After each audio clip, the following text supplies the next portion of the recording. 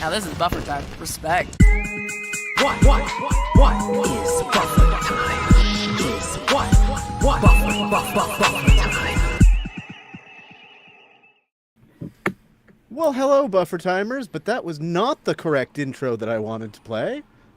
So for fun, let's do that. So this is how Liberty dies, with thunderous applause. What is buffer time? Is what buffer time? Hey there again, buffer timers. Apparently, the Empire has struck back, and the Emperor is once again in power. Sorry, wrong franchise. We're not here to talk about politics in a galaxy far, far away. We're here to talk about your Targ's anal glands and cloacas. But before we get into veterinary goodness, let's go around and introduce ourselves. I'm Dustin from Best of Trek, Worst of Trek. I'm Ren from Ren Rants. I'm Josh from Windgrace Project. And Scott from Opinions No One Cares About will be with us soon. So, unfortunately, one of our duties here to start us out is to talk about the incredible Tony Todd, actor that was played 3 different characters in Trek, most notably Worf's brother Kern, older Jake Sisko in The Visitor, and a Hirogen in Voyager's The Prey.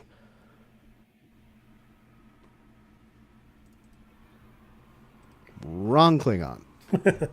Where's my Klingon? Or my Hirogen. Even better. Tony Todd, my dude, this one is for you.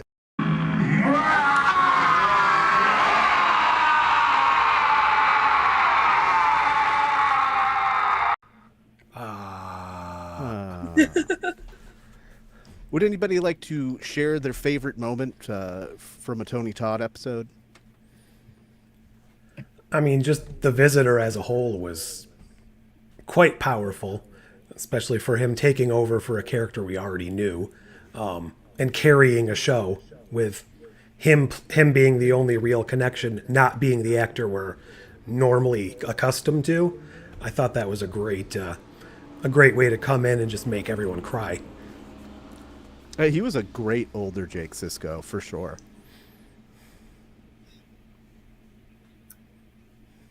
I think my favorite scene is probably, so many good scenes where he talks between him and Worf and the brotherly stuff. I think hits really well. And to keep that connection, from TNG into DS9 and then leave it on such a sour note too. I really liked him in Prey. Yeah, he was probably the best of the Hirogen. I miss the tall Hirogen. Okay. Where do we want to start here? What magnificent shape will Boimler's facial hair take in the upcoming episodes? He has a little pointy goatee. I hope he gets one side kind of filling in, but the other one doesn't, for at least an episode. Yeah, after they've released like the promo shots for next week, he has a little bit more. The mustache gets a little bit more, and he's got some scraggly stuff going on down on the chin. I would love him to have like the full handlebar situation going on. That could be funny. Handle Boim. Yeah. Yeah, this got me thinking, have we ever seen a really long beard in Trek? Because usually Riker long is about as much as we get. I want to say we must have, but I don't think I can think of a single example. What does Star Trek have against a luxurious long beard? Well, not luxurious, but in hard time. I think O'Brien ends up coming out with a real mangy one. Yeah, I think that probably is the longest one. That, or maybe old Picard in All Good Things. There's got to be some scraggly bearded extras in. Oh my god, I'm completely blanking on the name of the Deep Space Nine episode that we just did a stream about. that I know the name of. The ones with the sanctuary cities. Oh yeah. They're just Past tense. Thank you. Yeah, Yes. past tense. Gone from my brain. They had to have a scraggly bearded extra or 5 there, right? Maybe. Like some bushiness, but I don't think anything distinct I remember. Speaking of extras in the background, and this kind of ties into, I guess I'll get to the next question. Hey, Scott. Hello. In rewatching some of Tony Todd's stuff after he died, the first thing I rewatched was Sins of the Father. You know, the great introduction to Kern and his first introduction to Star Trek. Yeah. I didn't think that we saw boob windows until Lursa and Bator, at the end of season 4 in Redemption. But in Sins of the Father, there's, and that's all. This is like a whole nother thing. But there's a chick in the High Council, and it's a blink and you miss it moment. But she's got like the boob window armor thing going on, like a full season and a half ahead of that. Although I thought women weren't allowed to be on the High Council, and there was a whole DS9 episode about this, but Inconsistent continuity, never. Ronald D. Moore did a really good job keeping the Klingon continuity together. And he was like the Klingon guy and wrote almost all of those episodes. So we had something about the boob window. What was it? What crawled up your boob window and died? Yeah, I can't even find the question, but I swear we had a thing. What about it? I love this term. I think it's great that Mariner finally coined this. Mm-hmm. It's canon now. I would love to see it. Oh, was it about the chick throwing herself at Boimler? Or at Ma? Ma. Yeah, it's definitely part of it. So yeah, how many more times could Mahak be cock-blocked before completely losing it? And bonus points, and why did this chick keep throwing herself at him after she finds out about all of his dishonor? Well, you see, she thinks he's hot. They're Klingons, some though. people, that's Don't you have enough. to double cock block for each time you cock block once? Oh! That is a really good point. And now I can't even find the picture of this chick.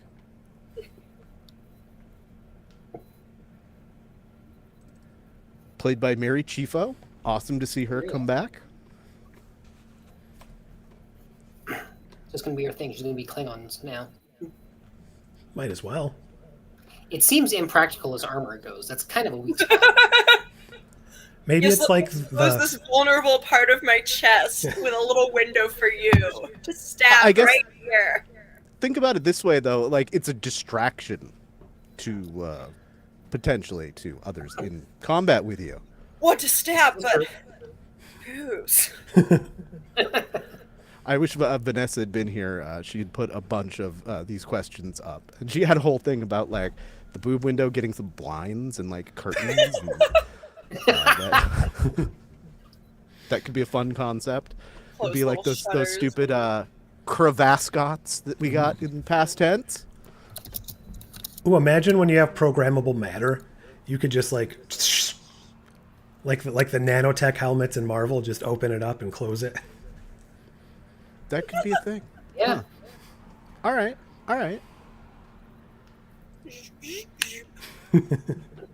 Yeah, I did find it really weird though that she would like keep throwing herself at him even after she finds out about his dishonor and thing. Like literally everything gets thrown at her. Like, yeah, you don't want him because and she's still like just sniffing his She hand. knows what she wants. And she wants Which- Ma. I hadn't really thought about in my review video as an Easter egg, but I believe Susie Plaxton's character that does that to Worf the first time Yeah, they meet, Keller right? did that She to like Worf. sniffs his Oh. hand. In The Emissary, not to be confused with Emissary. And that there's a hand picture behind her. I didn't even notice that.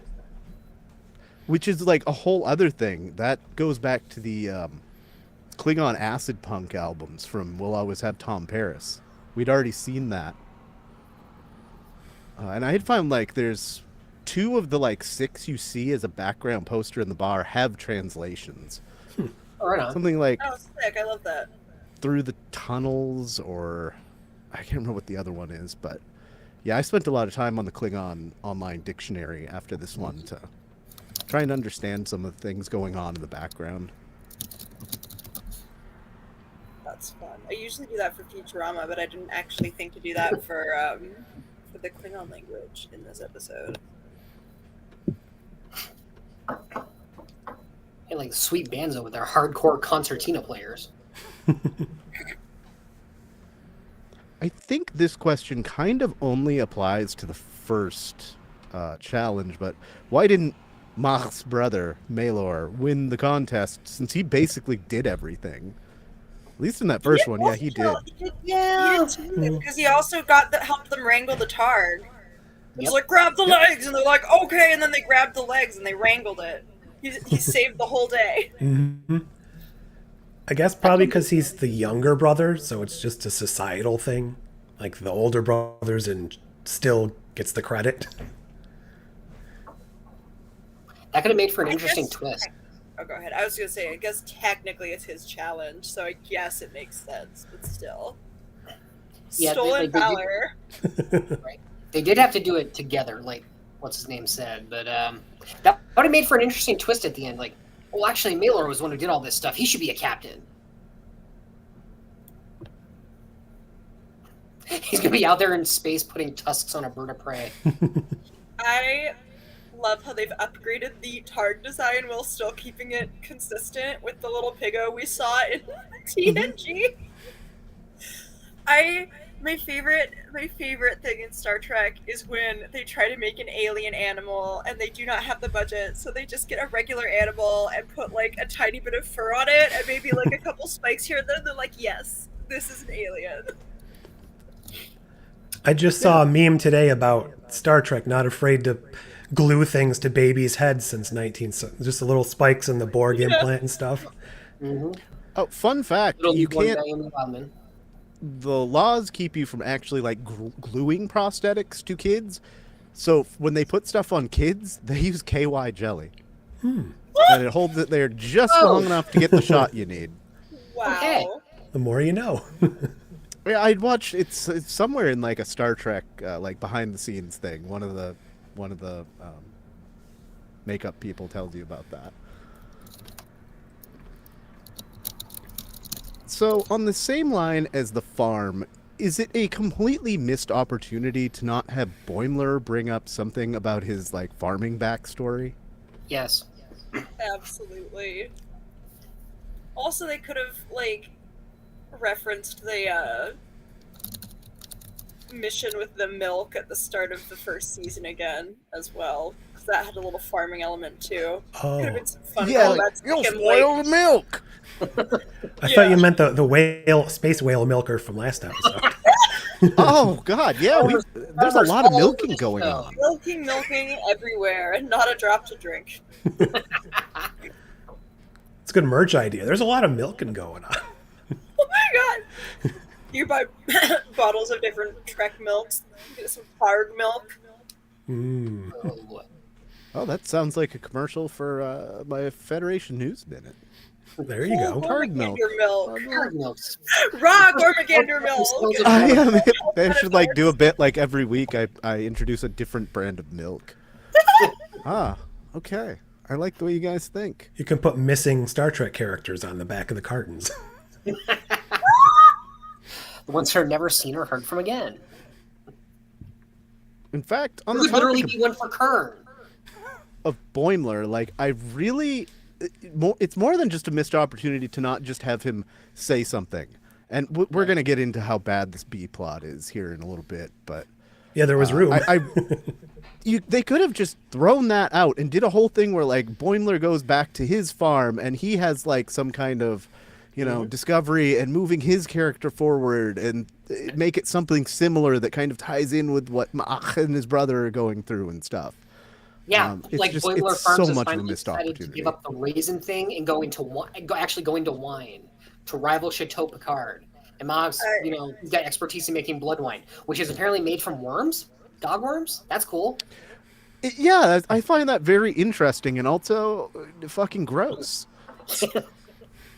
I thought blood wine probably had at least a little bit of the blood of your enemies in it somewhere. But alas, just worm blood. Worm wine. Maybe they're a mortal enemy worms. Or they should make tribble wine then, if they're really making it out of mortal enemies. They are prolific. Very meaty. I love the meatiness of my wine. This is very furry wine. It's got good body. Many of them, actually. I like that we seem to have like full on gotten Bold Boimler back for this episode. My favorite bits are when he grabs onto the target and goes,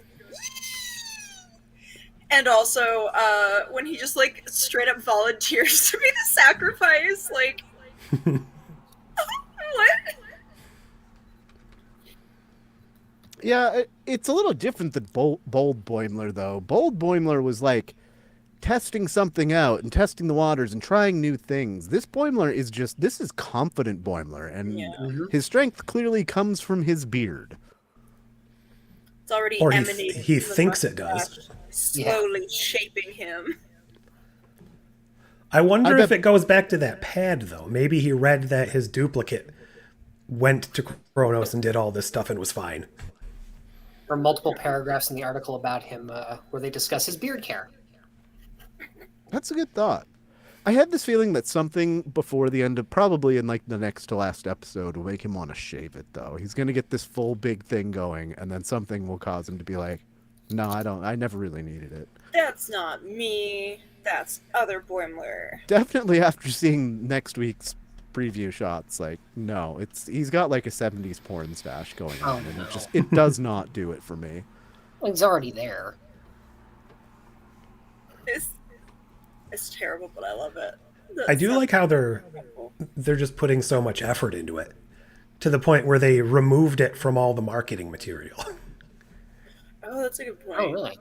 Yeah, they showed scenes from this episode in the trailer where he was on the Targ and he was clean shaven.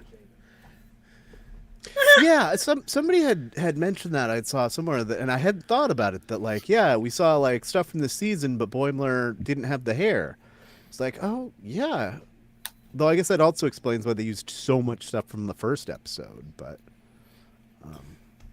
It is just a little funny, like the facial hair is like the best kept secret of this season. Yeah. so much that they animated a second thing just for the trailer. And we didn't have a ton about this plot. The only thing I have left is, are pain sticks that bad? See, I had that question because Boimler is one that was saying like the worst charge is like 30,000 volts. Yeah. I know for a fact, like nowadays, you can buy a stun gun that fits in your hand that will deliver a 50,000 volt jolt. So it's not enough to kill them. Well, voltage isn't what kills you; it's the amperage that kills you. You can have 30,000 volts, and like 0.01 amps, so which wouldn't kill you, but you get up to what is it, like a tenth of an amp or something, and it will kill you. That's crazy. I love and hate electricity. I did look up whether Boimler's strategy would work, and technically it would, to like disperse the charge, but also they would all be spasming so much it would be quite hard for them to like clomp together and hold on. But I loved that part, and they didn't even comment on it. That the way to survive was they had to actually literally become Klingons. Good point. Yeah, I did find it interesting that it was like a very sciencey Starfleet type thing to do. Melora is really burly even for a Klingon. Like, Him that's big crazy. dude. Yeah, he's just like carrying an entire full other Klingon and then 2 Federation officers. That's bonkers. He's strong. Although I guess Boimler's light bones help. Who knows? Yeah, he's low density bones. Boimler great bones. Yeah, I literally have nothing else about the A plot, so if you guys have any thoughts or other questions. It is quite good. Yeah, Although that's I pretty did much think it. the forced conscription solution was a little bit like, okay, we're just like making up whatever Klingon rituals we need for this. And Boimler knows them all. And Boimler knows them all. See, that I completely believe, but like Right. the rite of forced conscription sounded very silly. I mean, most Klingon rites sound silly, and there is a Klingon ritual for any problem you get yourself into. You just have to dig deep enough into the ancient texts. Yeah, I can see it though, because you're talking about a society of warriors here. You wouldn't think you'd have to force them to serve on a battleship. You have to force them to serve on your specific ship, I guess, Right. instead of going on that one. Oh yeah, you have the callback to the board game. The beige thing. Oh, you're muted, You're Destin. muted. Yeah, the beige. I love that. That was that I just died laughing. I'm like, oh my god, they just referenced a 30-year-old game that like most people haven't even heard of. Awesome. I don't even know what you're talking about. All right, so do you remember the scene? There's like it's just an establishing shot scene in like the capital city. Two bikers go by each other and bump each other and like experience beige. No, you experience beige. And it's a callback to this game right here from the 90s, the VCR interactive board game. Okay. Where Captain Kavok, played by Robert O'Reilly, aka Gowron, hijacks the Enterprise D, and every once in a while he'll just pop up in the video and be like, "Experience beige," which is like a trouble that you deal with for a while. And so just it's such a deep cut. I love it so much. These freaking nerds. I respect it. They dig deep for some of these cuts, and I love it. I bet they played through it like 5 times while writing this season. I hope so. That was a fun game. I haven't played it in 25 years, but it was fun. That shot almost gives me Tatooine vibes. I love. Yeah, I was gonna What say vibes? I love the little farm montage. Tatooine. Yeah, that's what I thought when I first saw it. Farm boy Looks so wants a better Star life. Warsy and pretty. Yeah, that's what I was going to ask. What did you guys think about the alternate intro here? very idyllic. It was a good intro, yeah. On Gach Farm. It was very Yeah, like I agree. counterintuitive Tatooine. for a Klingon opening, but it was really a good opening in general. Yeah. And this shot right here with the silhouette and the clouds, this is one of the best would pieces frame of that. animation I feel like in the whole series. I love this so much. I would buy like a print of that. It's really pretty. Get the I also actual like film that we cell. got to see a little bit more of life outside of the warrior elements of like Klingon life, even if it was just a brief window into it. Because obviously they have to have all the other like society stuff the rest of the universe has to like exist. And I know we've seen like Klingons running restaurants and stuff, but it's kind of fun to see just like a peaceful little Klingon farm life. Yeah, but you see that and I still hear, a John Williams score. Nice. Yeah, just going back to one of Star Trek's oldest races and just adding more fun things and exploring things like we already talked about the blood wine being made of Gach. Like, how have we not heard about this before now? And then I got thinking that line even makes more sense for, or there's a line in DS9 that now makes more sense, where Ezri, when she takes possession of Jadzia's Gach, and she's like, no, I hate this stuff. Flush it out the airlock. Like, she can't stand it, nor can she stand blood wine. Well, okay, well, that makes way more sense now.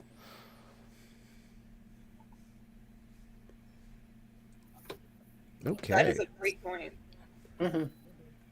So Now all the moving humans on. we've seen drinking blood wine make me feel a little bit more impressed with their Oh, abilities. that's a fortitude, man. Like I'm the weird one that wants the like what is it, a 12 or 13 scale on like wines and sweetness to dry. Like I like the all the way dry wine, and most people can't stand it. But I don't think I would try blood wine now. Nope. Meanwhile, Spock getting shit faced off of blood wine. Oh yeah. I could see that though. Vegan Spock. I wonder what Raktajino is actually made of now that I think of it. Oh my god. Probably also gach. I hadn't thought about that, but yeah, that's You troubling. try it, you brew it.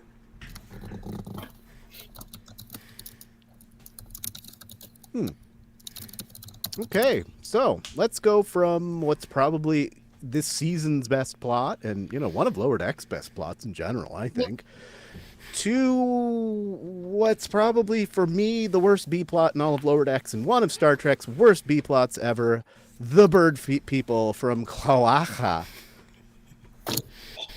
Okay. Pleasant thoughts all around. I wish violence upon them. Not all of them, but most of them. Yeah, like I don't even know what triggers me so hard every time I see them in any shot, but I just I cannot even with this MasterChef thing that's going on.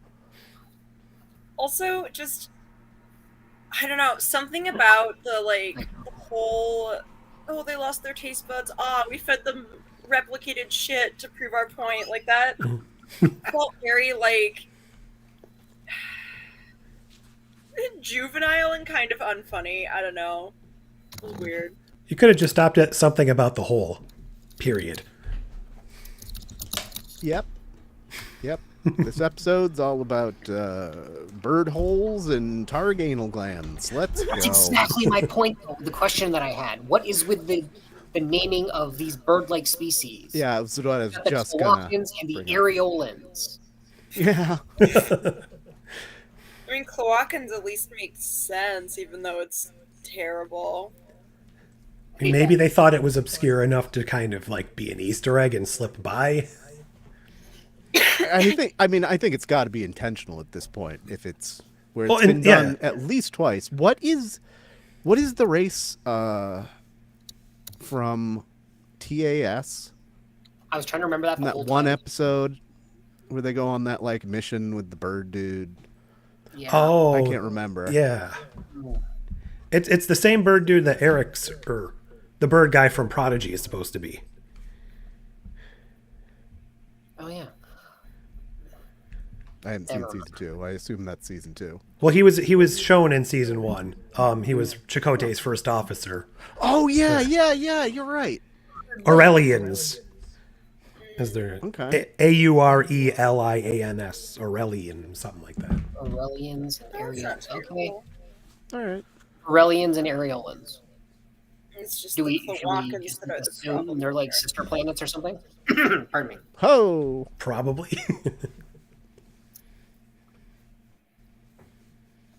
Yeah, there's definitely a sex theme there, for sure. So I will say one thing I did actually like from this as a one-note joke. Well, two things. The chef of the mind joke I kind of liked. And Tendy's Mine. knife Yes. skills. Yeah. I meant to add another. I should have added another like to my video because I love Tendi using her assassin skills to just chop like crazy. That's a was great that was point. awesome. I did also like when Rutherford suggested cooking for them, and Miglimo was like, "Oh, tasty little love loaf of an idea."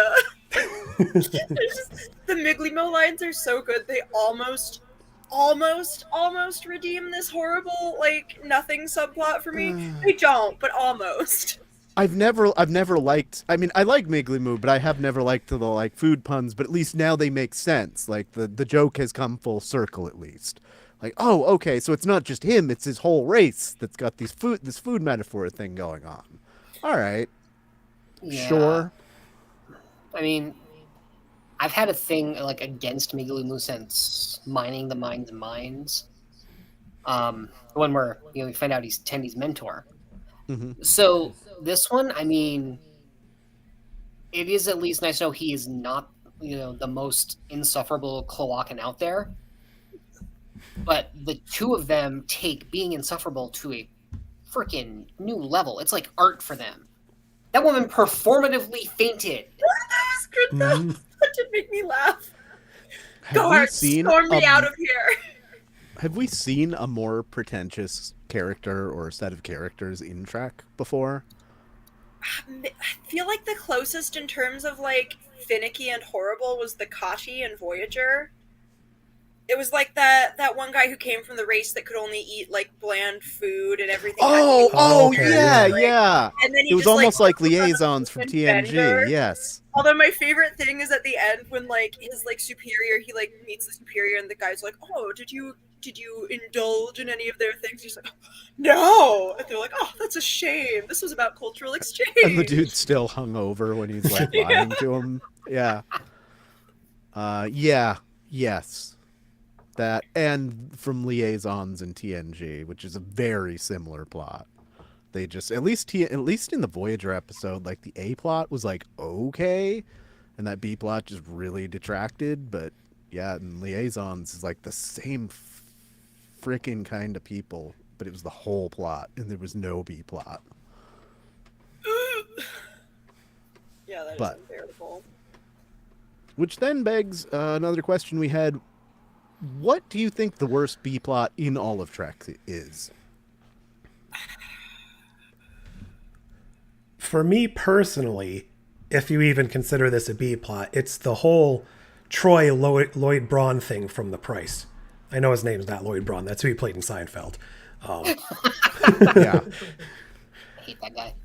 That just gives me the visceral hair thing. hate. That's fair. Yeah. Intense living.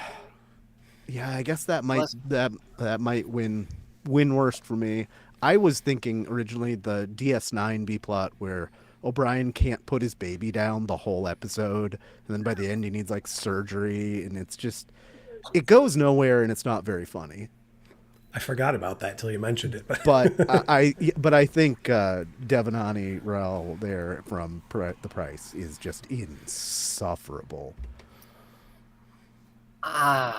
I think maybe first season of TNG, Lonely Among Us, the fact that, you know, these two races, you know, the The Antikins and the Sele and the Select, Antikins, yeah. yeah, and one of them literally eats the other, but none of that matters because there's some energy being that's possessing, that like first possessed Worf and then like ran through half the cast. So, you know, never mind that a couple of ambassadors have been like fighting and one of them definitely ate the other. Well, at least that was our first look at Mark Lamo, so that's something. And don't be surprised when that particular race shows up in one of my videos in the not too distant future. You know, I think that's the first time I realized he was in season 1 twice. I did know he was in there, but I didn't, because of Neutral Zone. Yeah, he's that dog race. Yeah. Used him quite a bit. Doesn't get a lot of credit. No, because it was always just like quick little bit parts. Yeah. In TNG until he got Gul Dukat. My favorite's Let's go the on. Gambler. Yeah, I was just gonna say we have so much time left here, and I have like 2 questions left. So, what's Mark Alamo's best role outside of Gul Dukat?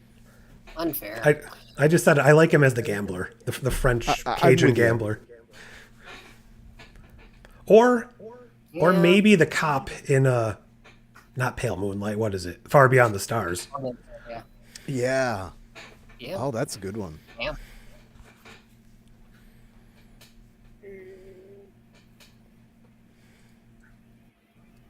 Okay, so the last thing I had about the B plot, why does impressing the Cloaca guests need the captain's attention? I think it was just a flimsy excuse to involve her in the episode at all. Like, on paper, I guess it could be considered a diplomatic mission since they were, like, rescuing them from, like, some kind of shuttle malfunction or ship malfunction that happened to their engines. I don't think it was a rescue so much as like their ship was broken on the planet that they were on and didn't start, so they needed a... Yeah, needed like, okay, not a transport. rescue, like a pickup, basically. Yeah. They needed a ride. But I guess I could see that being, like, diplomatic enough for the captain to come say hi.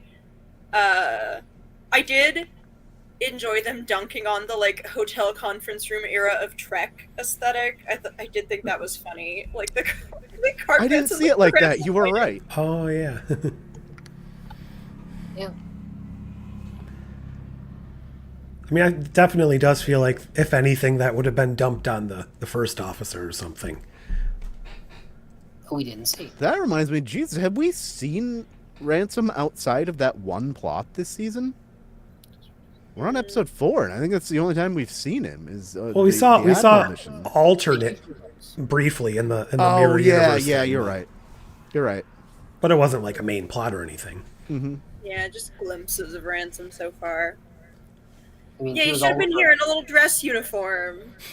But maybe that episode coming up here in a few upper decks, we'll get like a lot more of him.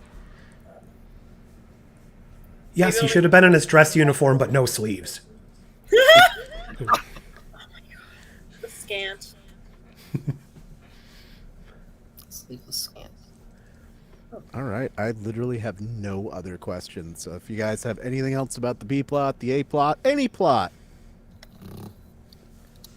That has to be It's a out this weird one. contrast in quality. I feel like usually if you have an episode with a terrible plot, both plots are like mediocre at best. I feel like it's rare that you have one with like a really good storyline and a really like, what is this storyline? Yeah, and the only thing we got Tendi and Rutherford to do was that one brief scene anyways. So it wasn't really keeping them involved. yeah, as main characters, they definitely get the shaft the most. This show is the Mariner and Boimler show, and everybody else is secondary. 100%. I mean, I guess that's one more main character than Discovery got. We didn't see T'Lyn at all in this episode, right? Nope. Boo. I mean, to be Well, fair, us. like, you know, she's now the fifth wheel, and she's been in every episode up to this point in something this season. So she's one of the gang now. I want her to be in every episode. She's their buddy.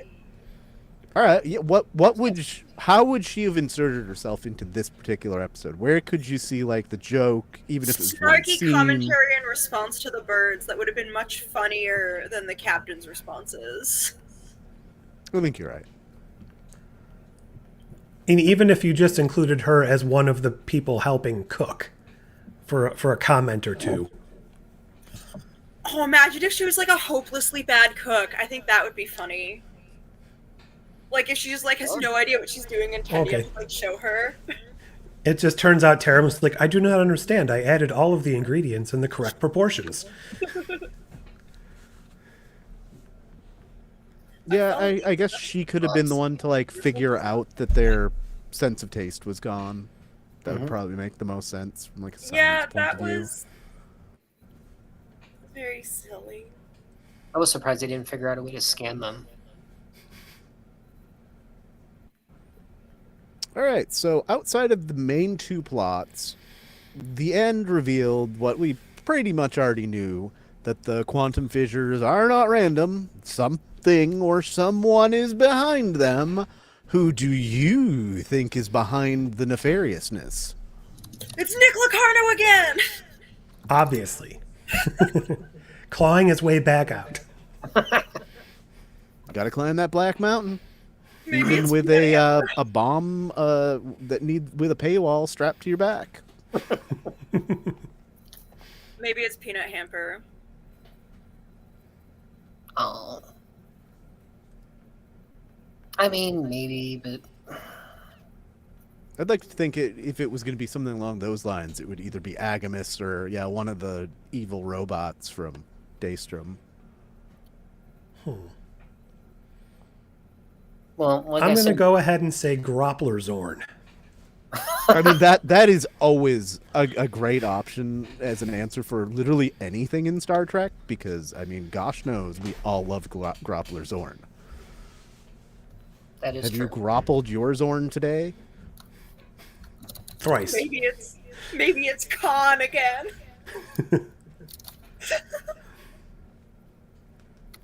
Well, like I said, I suspect the Harry Kims. Interesting. They're all trying to get to a universe where they're not an ensign anymore. Yeah, I was just thinking like maybe there's one that like got demoted to crewman and is just mad at the universe, all the universes. That could work. I'd like to say I've been saying for a couple weeks now on my show that it's either Badgie or the Great Koala or some mix of the two, since we know that Badgie left to go climb the Black Mountain last time we saw him. The Great Kawa badge. Badge Fuck wallet? yeah! Is that the Hallmark ornament? No, it's some weird mystery box thing I found at Target. Oh, I didn't even know they existed. That's awesome. All right. I also got that one. Bitchin'. So is it all lower deck stuff? Yeah, it's literally the main cast, no T'Lyn, and Captain Freeman, and maybe Ransom, like is the other one. It's no T'Lyn, it's worthless, and I don't want it. No, I'm just kidding. Boo. Unless she's one of the mystery ones, I don't know. She is quite mysterious. She's Vulcan as a mother, something. I'm trying But to think yeah, I of don't know. other like omnipotent races that we've seen that might be behind this. I think the Q are too obvious of an answer. Maybe the So- Travelers traveling? That'd be great. I would Yeah. love to get some Wesley Crusher, or more precisely, I would like to get Corey in there. Oh yeah, Because otherwise, that whole plot in Picard is worthless. She better show up fucking somewhere at some point. No, I need it to be Wesley Crusher now. Could be the Metrons, Organians, Kevin. Yeah, I was thinking about the Metrons because we haven't ever 8472. seen them again.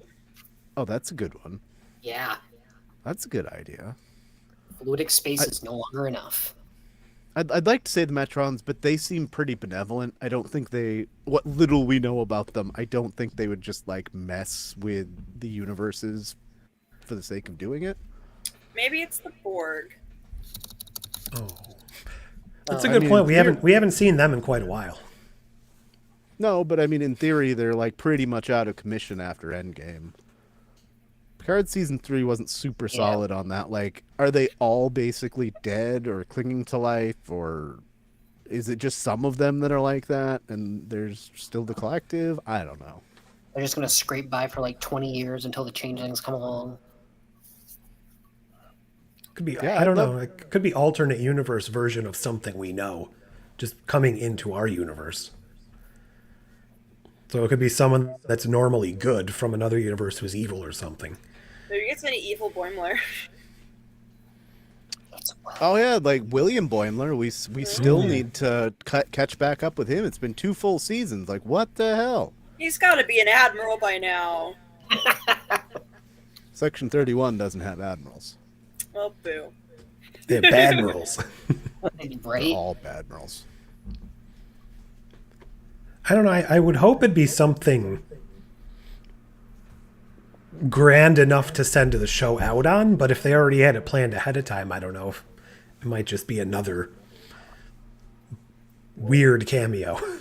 Right. Whoa, it's really raining here. Sorry. It's like I mean, very is loud. that super surprising in your neck of the woods? Because No, the way it's I supposed to be understand all it week. is that you guys get more rain than like anywhere else here in America. We do get a lot of rain, and it's almost all in the winter and fall. Like this whole entire week, every single day this week is supposed to rain. But the heaviness of the rain is sometimes surprising. May your roof hold. Fingies crossed. All right, so before we get to our out of 10s, I believe I can't find my sheet with all the episode guide on it. I believe next week is Starbase 80 question mark. Who's getting sent to Starbase 80? Maybe Captain Freeman again. Yeah, I mean, it's been hinted at this season from the alternate universe. Not impossible. Well, based on how this episode ends, as far as the figuring out their artificial or whatever, maybe they find something there that seems to be causing them, or a person who they want to question or something. I'm not sure. Except it turns out they did it by mistake. Oh, that's a thought. Maybe somebody that like feels like they were wronged being sent to Starbase 80's punishment is like opening up the doors to other universes for whatever reason. Okay. I like Or they that. took a bad swing at a Pyrithian bat and opened up all these interdimensional holes. Whoopsie. Oh, jeez. Where's my I would bet if it was like that, it would probably be somebody that didn't realize they had done it. Like, oh, that was me? Fletcher. Oh, jeez. Did Fletcher ever actually get drummed out of the service? Because I think it would be great. We haven't seen that guy since season 1. I'd like to find out that he got, like, busted back to crewman and he's on Starbase 80. Oh, that would be funny. Stupid Fletcher. All right. Let's pull it back to this episode and do our out of 10s. I feel like last week I may have oversold the 7.5. Because this one is so goddamn hard to quantify. Like the A plot, I'd give like an 8.5 probably. But the B plot's like a 3. So, I want to give it also a 7.5, but it still clearly feels better than last week. 7.75. 7.75. Yeah, I think I have to. I don't think I have a choice here. Go ahead, Ren. I'm in the same predicament. I think I'm gonna just give it a 7 because the A plot was so good. It definitely elevated the whole episode, but the B plot was so like painfully mediocre at best, and I just, especially with how few episodes we have left, there's so many better things they could have spent that time on.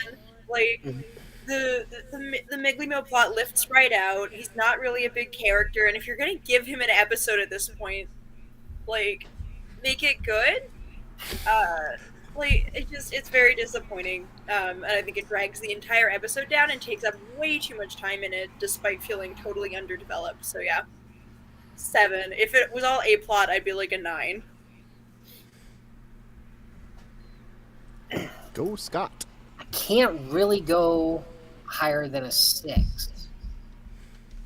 It is better than last week, based almost entirely on the strength of the A plot, which was great. But as we've been saying about the B plot, it's not good. We do kind of hope for better stuff for Miglimu, but like up to this point, it kind of seems like the best thing he did was take on that Orion in the last season's finale, and didn't even win. So while it is nice to know that he is not the most insufferable of his species, those two just took it way over the top and dragged it down for me. What was your number, Scott? 6. Okay, go ahead, Josh. Now I kind of want to go back and see what just chopping out the B plot entirely would do for the episode. What would be left? 18 minutes? It's not much. The yeah. B plot is pretty short. So I don't know if I want to give it too much off for something that doesn't take up an extended amount of time. So I might still go with a 7.5. I also don't know what they would have done with the A plot if they did extend it. Maybe just give us some more classic Klingon shenanigans. So yeah, I guess I'll stick around 7.5, but with a do better next time for the B plot. 7.5 asterisk. Yeah. Yeah, that gives us a 7.45 average. And do we have any final thoughts on this episode? I would say I think this is one of the best animated episodes of the whole series. Definitely in the top 10 there. It surprised me at a bunch of different points. with Barg at the end was really good. I liked that. Also, Is it the best very special episode they've done? maybe It's definitely the best special intro for sure. That the opening credits were way better than the one they did like Peanut Hamper. Wasn't there one other one? Well, I think Wage Douge is the first one, but that wasn't. Yeah. I don't think that had a separate intro. I can't remember. And you can't really count Crisis Point. It does look like a movie intro, but they'd had the intro to the episode before it, so. I will say I doubt there's going to be another bird race coming up, but I hope it will have a more appropriate species name. I really think that was just McMahon's time on Rick and Morty coming out. I mean, I think we've run out of things. I mean, anything can be fetishized, but I think we've run out of the common body parts to fetishize. It would have to be something to do with feet, I guess. I don't know. Let's leave it to Star Trek. They'll find a way. And they'll come to the Tarantinoians or something. And it'll somehow still mostly be family friendly, and you'll be like, what is happening? Just like Justice. Oh God! Before the end of the season, how have we not been to that planet on Lower Decks yet? Disappointing. It's an excellent I guess question. nobody wants to anger the Lycian Central Command and go back and find out. All right. Cool. Well, let's get out of here, and hopefully we have here to come back to again and again coming up. So, I would like to thank all of you that tuned in and my co-hosts for joining me today. So, until we see you again, live